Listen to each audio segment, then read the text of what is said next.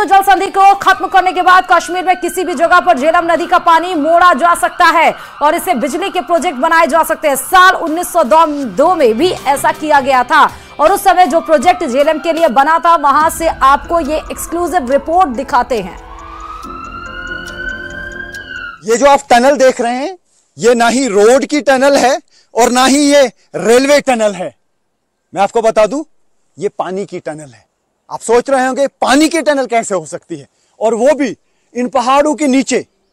जिस तरीके से इंडस वाटर ट्रीटी को फिलहाल सस्पेंड कर दिया गया और लोग जानना चाहते हैं कि कहां ले जाया जा सकता है पानी, किस तरीके से पानी को मोड़ा जा सकता है। यहां से दरियाई जहलिम का पानी बहता था इस पहाड़ के दामन से।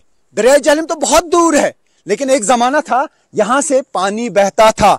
जी हां, 1902 में यहां पे एक पावर प्रोजेक्ट बनाया गया था, क्योंकि दरियाई जहलिम के पानी को मोड़ा गया था। और मैं दिखाने की कोशिश करूंगा यहां पे किस तरीके की टनल्स बनी थी। मैं विजय को कहूं थोड़ा सा जल्दी आ जाए, हालांकि बहुत लंबी ये टनल है, अंडरग्राउंड टनल है, और ये 1902 में तामीर की गई है। 1902 से पहले, क्योंकि 1902 में पावर प्रोजेक्ट चल रहा था। 9 मेगावाट का पावर प्रोजेक्ट जो है वो यहां पे बनाया गया था, और ये आप टनल देख सकते हैं। और तब ये पावर प्रोजेक्ट साउथ एशिया के पहले पावर प्रोजेक्ट्स में था। ये पावर प्रोजेक्ट बनने के बाद ही कश्मीर को पहली बार, इस खासतौर से नॉर्थ कश्मीर को बिजली मिली, और ये तब बनाया था मेजर एलन ने, जो इंजीनियर थे, कनाडा में बॉर्न हुए थे, और उसके बाद ये पूरा पावर प्रोजेक्ट बनाया गया था। और ये टनल आप देख सकते हैं। कोशिश करूंगा मैं थोड़ा आगे चलने की, क्योंकि काफी सारे लोग जानना चाहते हैं कि किस तरीके से दरिया जहलिम के पानी को मोड़ा जा सकता है। और अगर दरिया जहलिम के पानी को इसी तरीके से जगह जगह पे मोड़ा गया तो बहुत ज्यादा बिजली जनरेट हो सकती है, जो अभी मुमकिन नहीं था, क्योंकि इंडस वाटर ट्रीटी के तहत कहीं पर भी दरियाई जहलिम के पानी को ना मोड़ा जा सकता था और ना ही उसे डाइवर्ट किया जा सकता था। लेकिन अगर इस तरीके की टनल्स बनाई गई, दरिया जहलिम के पानी को हाई अल्टीट्यूड पे इन करके लो अल्टीट्यूड पे एग्जिट करके वहां पर बहुत बड़े बड़े टरबाइन चलाए जा सकते हैं। तो ये जो पावर प्रोजेक्ट है, ये साउथ एशिया के पहले पावर प्रोजेक्ट्स में से एक था। पहले इसकी कैपेसिटी 9 मेगावाट की थी। तब 9 मेगावाट बहुत होता था और पूरा कश्मीर उससे बिजली हासिल करता था। और जो कश्मीर के सिल्क फैक्ट्री थी, यानी जो श्रीनगर की सिल्क फैक्ट्री थी, वो इसी बिजली से चलती थी। तो उससे आप अंदाजा लगा सकते हैं कि कितना इंपॉर्टेंट रहा होगा ये प्रोजेक्ट। और मैं दिखाने की कोशिश करूंगा, विजय को कहूंगा थोड़ा सा जल्दी चले। ये जो आप पहाड़ देख रहे हैं, ये पीर पंचाल फॉरेस्ट रेंज है, और उसके दामन पे ये जो आप यहां देख रहे हैं, ये लकड़ी के लॉग्स, यहां पे बिल्कुल लकड़ी से चैनल बनी थी पूरा। और उसके बाद जहां जहां पे भी पॉसिबल हो गया तो उसमें अंडरग्राउंड टनल्स बनाई गई और लकड़ी की दीवारें खड़ी की कर दी गई थी। हालांकि ये काफी डैमेज हुआ है और काफी यहाँ पे फिर बाढ़ भी आई कई जगहों पे, तो उसकी वजह से पहले ये डैमेज हो गया। फिर 3.25 मेगावाट इसकी कैपेसिटी रही, लेकिन देखते ही देखते ये पूरा जो है चैनल या कनाल जिसे आप कहें, ये पूरी तरह से तबाह हुई है। लेकिन अब अगर इंडस वाटर ट्रीटी को कैंसिल किया गया तो इस तरीके से पानी को जगह जगह पे मोड़ा जा सकता है और उससे बिजली जनरेट हो सकती है, जिससे जम्मू कश्मीर को काफ़ी फ़ायदा हो सकता है। यही वजह है कि चीफ मिनिस्टर उमर अब्दुल्ला खुद कहते हैं कि इंडस वाटर ट्रीटी से उन्हें कोई फ़ायदा नहीं मिला, यानी जम्मू कश्मीर को कोई फ़ायदा नहीं मिला बल्कि नुकसान ही हुआ, क्योंकि इंडस वाटर ट्रीटी के तहत जहलिम के पानी को कहीं ना मोड़ा जा सकता, ना डैम बनाए जा सकते, बल्कि run of the river power projects बनाए गए, चाहे वो उड़ी हाइडल पावर प्रोजेक्ट हो, क्योंकि जो पूरा रिवर बहता है उसके आगे गेट लगाया जाता है। पानी की सतह जब ऊपर चली जाती है फिर स्पिल ओवर हो जाता है और उसके बाद बिजली जनरेट की जाती है। लेकिन अगर इंडस वाटर ट्रीटी को कैंसिल किया गया तो उसके बाद सरकार की मर्जी है कि कहां से पानी को मोड़ा जाए, कहां कहां पे पावर प्रोजेक्ट्स बनाए जाएं, यानी कहीं से भी पानी को मोड़ा जा सकता है। हालांकि बाद में रिलीज तो करना पड़ेगा पानी को, लेकिन जब पानी का बहाव कम होगा तब अगर पानी को जगह जगह पे रोका गया तो कई दिनों तक लाइन ऑफ कंट्रोल के उस पार पानी क्रॉस नहीं करेगा, वहां के खेतों को नुकसान होगा और जितने भी वहां पे हाइड्रो पावर प्रोजेक्ट्स हैं वहां पे बिजली ना के बराबर हो जाएगी। दिल्ली में अब से थोड़ी देर पहले केंद्रीय कैबिनेट की बड़ी बैठक हुई है और इस बैठक से पहले सीसीएस यानी cabinet committee on security, CCPA यानी कि पॉलिटिकल अफेयर्स और सीसीए यानी कि इकोनॉमिक अफेयर्स की बैठक हुई है और आज 4 अहम बैठकें भी हुई हैं। पहलगाम हमले के बाद सीसीएस की ये दूसरी बैठक मानी जा रही है।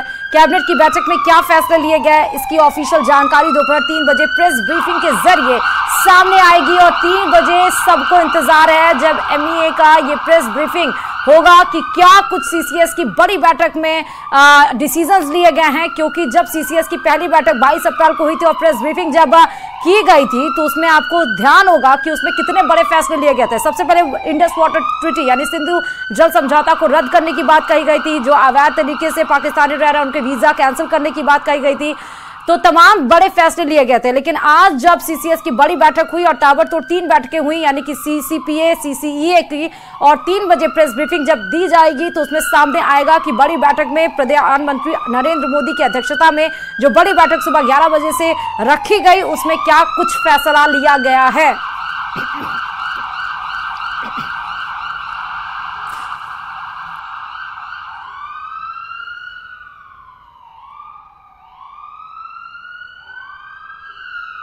इससे जुड़ी एक और बड़ी खबर यही है कि पीएम आवास पर एक और बड़ी बैठक जारी है। प्रधानमंत्री नरेंद्र मोदी के साथ राजनाथ सिंह, अमित शाह के साथ बैठक जारी है। कैबिनेट की बैठक के बाद यह बैठक हो रही है।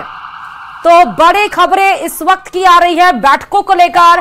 पहले तो सीसीएस की बड़ी बैठक हुई, फिर उसके बाद सीसीईए की, फिर सीसीपीए की, और उसके बाद आपको बता रहे हैं कि अभी भी एक बैठक जारी है और यह बैठक प्रधानमंत्री नरेंद्र मोदी के आवास पर हो रही है, जो बड़ी बैठक मानी जा रही है, जिसमें रक्षा मंत्री राजनाथ सिंह, गृह मंत्री अमित शाह के साथ ये बड़ी बैठक कैबिनेट की बताई जा रही है। और ये पहली बैठक कैबिनेट की हो रही है प्रधानमंत्री नरेंद्र मोदी के आवास पर। तो आप देखिए सुबह 11 बजे से ही बैठकों का दौर जारी है और प्रधानमंत्री नरेंद्र मोदी ने खुद, कल आपने देखा जिस तरह सीडीएस और तीनों सेना, जल थल वायु, तीनों के हेड उस मीटिंग में मौजूद थे और जहां पर सेना को खुली आजादी दे दी गई कि कब, कैसे और कहां टारगेट करना है आतंक के खिलाफ। ये पूरी तरीके से इंडिपेंडेंस यानी स्वतंत्रता प्रोवाइड कल की गई है, कल की बैठक में प्रधानमंत्री नरेंद्र मोदी के द्वारा। और उसके बाद आप देखिए कि पाकिस्तान में किस तरह से बौखलाहट नजर आई। रात के 1:30 बजे उनके जो सचिव मंत्री हैं उनको प्रेस कॉन्फ्रेंस करना पड़ा। उन्होंने कहा कि विश्वसनीय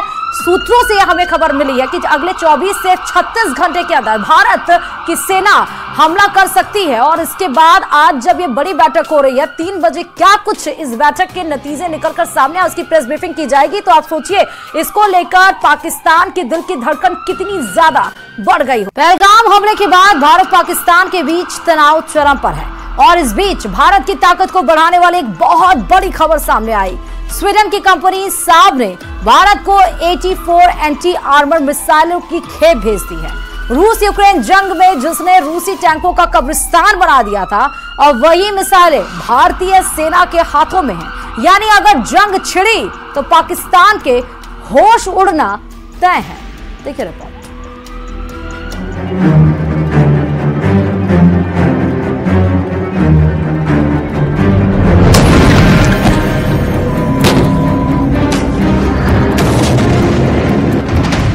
पाकिस्तान से तनाव के बीच भारत की ताकत में इजाफा।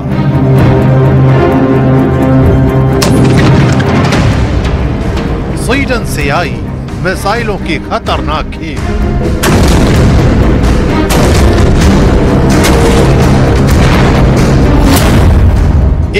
मिसाइलें सेकंड्स में उड़ा सकती है टैंक। पाकिस्तान के लिए काल बन सकती है 84 मिसाइलें।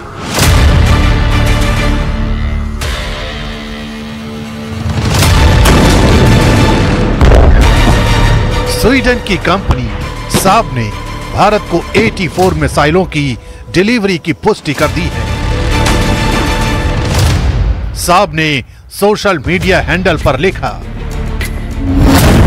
हमें गर्व है कि हमने भारत को 84 एंटी आर्मर वेपन सिस्टम की सफल डिलीवरी कर दी है।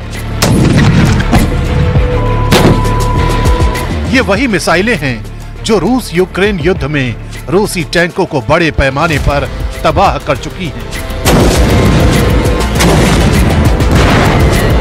अब भारतीय सेना के पास ये हथियार हैं जो सेकंडों में दुश्मन के बख्तरबंद वाहनों को ध्वस्त कर सकते हैं।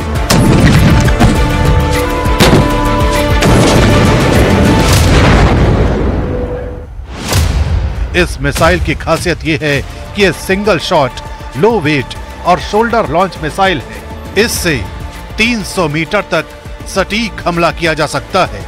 ये 7.5 किलोग्राम वजनी है। 84 मिसाइलों को बंकरों, बिल्डिंग्स या अर्बन एरिया में ऑपरेशन के लिए डिजाइन किया गया है। खास बात ये कि 84 को चलाने के लिए काफी कम जगह की जरूरत होती है।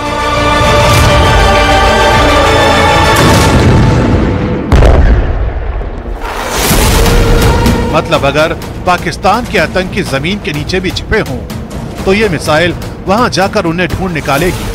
भारत के सैनिक अब बिना किसी भारी सिस्टम के एक कंधे पर मिसाइल रखकर ही पाकिस्तान की बख्तरबंद ताकत को चुटकियों में उड़ा सकते हैं।